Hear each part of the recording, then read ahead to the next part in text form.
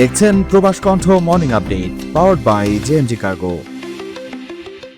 বিশ্বজুড়ে চলমান জ্বালানি সংকট ও ক্রমবর্ধমান পরিবহন উৎপাদন খরচের প্রভাবে চলতি বছরের দ্বিতীয়ার্ধে মালয়েশিয়ায় খাদ্যপণ্যের দাম বৃদ্ধি পেতে পারে বলে সতর্ক করেছে দেশটির সরকার।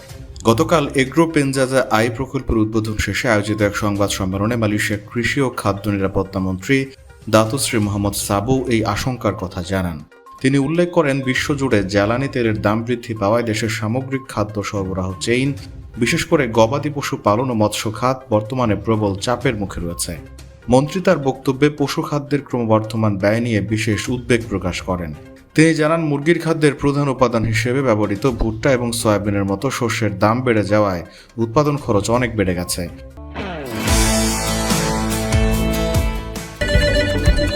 জি, আপনার শিপমেন্ট কল পাঠানো হবে। 5 থেকে 7 দিনের মধ্যে delivery.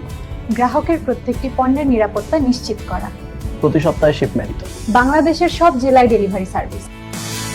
JMG cargo and logistics Malaysia 95 Jalan Tun H S Lee city centre, Kotaraya RHB bank ও মে ব্যাংকের পাশে।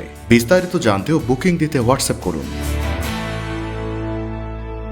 বর্তমানে মালয়েশিয়া পশু খাদ্যের জন্য ব্রাজিল ও আর্জেন্টিনার মতো দেশগুলোর উপর নির্ভরশীল। পাশাপাশি চালের চাহিদা মেটাতে পাকিস্তান, ভারত ও বাংলাদেশ থেকে আমদানির উপর নির্ভর করতে হচ্ছে। তেলের দাম বাড়ার ফলে এসব পণ্য আমদানি, লজিস্টিক বা পরিবহন খরচ এবং কৃষিকাজে ব্যবহৃত সার ও ইউরিয়ার দামও পাল্লা দিয়ে বাড়ছে। পরিস্থিতি পর্যালোচনা করে মোহাম্মদ সাবু আরও বলেন, সরবরাহ ব্যবস্থায় বড় ধরনের কোনো বিঘ্ন না ঘটলে উৎপাদন ও পরিবহন খরচের এই বৃদ্ধি সরাসরি সাধারণ মানুষের ক্রয় ক্ষমতার উপর প্রভাব ফেলবে। সরকার বিষয়টিকে হালকাভাবে দেখছে না এবং বাজার পরিস্থিতি অত্যন্ত নিবিড়ভাবে পর্যবেক্ষণ করছে। সামনের দিনগুলোতে পণ্যের দাম সম্ভাব্য পরিবর্তন মোকাবেলা করতে এবং দেশের খাদ্য নিরাপত্তা নিশ্চিত করতে সরকার সজাগ অবস্থানে রয়েছে বলেও তিনি সংবাদ সম্মেলনে আশ্বস্ত করেন।